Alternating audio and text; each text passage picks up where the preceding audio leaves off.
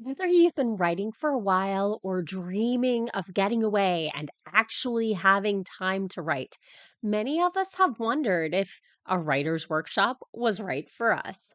At WorldCon 80, otherwise known as ShyCon 8, I attended the panel The Writing Workshop, where moderator Aaron Underwood led panelists Ian Munishwar, Tegan Moore, James Patrick Kelly, and Carolyn Joachim in a discussion aimed at answering that very question. The panel description was as follows: learning about the experience others have had at writing workshops can be inspiring, but the process of seeking one out and applying can be daunting. Likewise, those who have experience publishing or teaching might want to share what they know, but have no idea how to go about joining a workshop's faculty or how to start their own. This discussion focuses on what established workshops are doing, at what stage of career a workshop is beneficial, and how to make the most of your time at a workshop. Welcome back to Morgan's video blog with writing tips from the pros and, of course, my own writerly musings.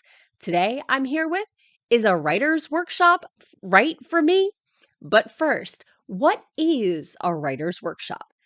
At its most basic, a writer's workshop can be anywhere from hours to months long, often with instructors, writing exercises, critiques, and connections. The social aspect and connection with both teachers and other writers are key features. It's both about the craft and the networking. So, what methods do they use? While there are many methods and schools of thought, a lot of the traditional writer workshops started off with one method, the Milford method. In the Milford method, the writer shares a story or novel snippet in advance, and during the critique session, the peer level writers go around the room and read their summary critiques. The writer is not allowed to respond more than a yes or no, just take notes. At the end, the writer gives their thanks, and the crosstalk at the end can be the best part. There are no bad critiques. The critique consists of talking about A, what worked, B, what didn't work, C, what might work better, and D, line edits.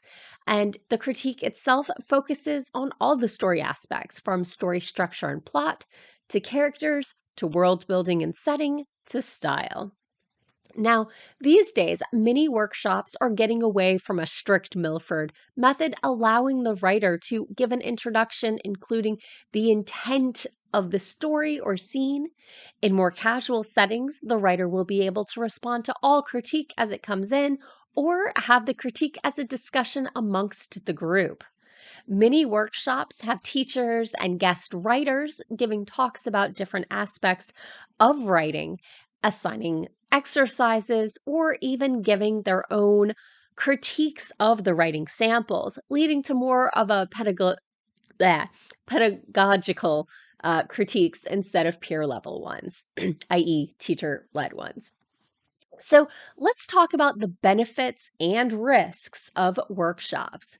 While obviously short story writers are the best fit for workshops, novelists who can write short or participating in the longer workshops can make it work for them. It's best when you go into the workshop with a goal. Often, when you've been sending out stories and getting rejections, but remember that getting into a workshop is not the golden ticket. While a third of Clarion graduates have long careers, some learn they'd rather be editors, and some never touch their writing again. Be thoughtful with your words when critiquing. You should be focused on making the story better, not just showing off your knowledge of the craft or demonstrating how you could write it better. The risks can be scary. So much depends on the group, the workshop's focus, and the timing in your life. So, what are the risks? Critique can break you down and make you hate the craft. It can trigger imposter syndrome. If you don't mesh with the group, workshops can be isolating and draining. Missteps at a workshop can throw you. The pace and the pressure just might be bad for your writing, and the workshop timing and costs might not work for your life. But when the benefits align, the rewards can be even greater. Benefits such as workshops can fire up your love of writing, critique can help you build your work up, and it can teach you how to learn to filter feedback, whose feedback is helpful for which aspects of your story, and what feedback is helpful and what feedback to ignore. Learning how to critique others' works, especially those near your own writing level, can help you identify similar issues and similar fixes in your own writing. And learning from your mistakes and missteps can help you grow. So, what if you can't attend a workshop? Workshops are expensive, both as a time and a monetary commitment.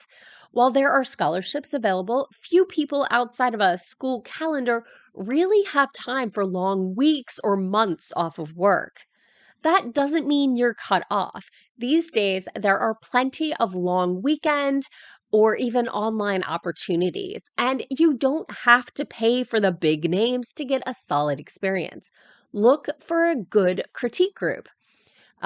Things you can get from a good critique group are the impetus to write, so you always have something new to share. If you feel like you're the best, the group may not be challenging to you, but if you feel like you're able to teach others, that can help you work because as you explain how it works to others, you understand it more in your core. But if the others in the group don't get your style or your genre, it might be a bad fit. Try a new group. So now let's talk about where are these workshops. Many of the top tier workshops do require lengthy applications and writing samples to even be shortlisted. And it can feel like you've made it just being selected. Do pay attention to the selection criteria and which year they're looking for applicants for, because they start early. Some reputable genre workshops are Clarion, established in 1968 at Clarion State College, now Clarion University in Pennsylvania. The workshop is now in the University of California in San Diego.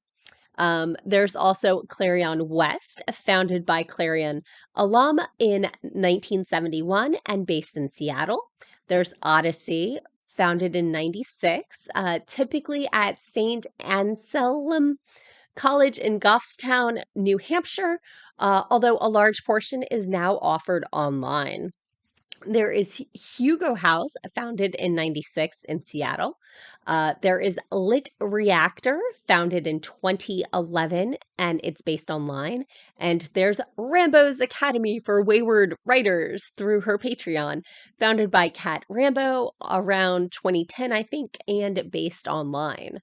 A few named week-long retreats is the Taos Toolbox, founded before 2005, I think, at the Taos Ski Valley and is now in Angel Fire, New Mexico.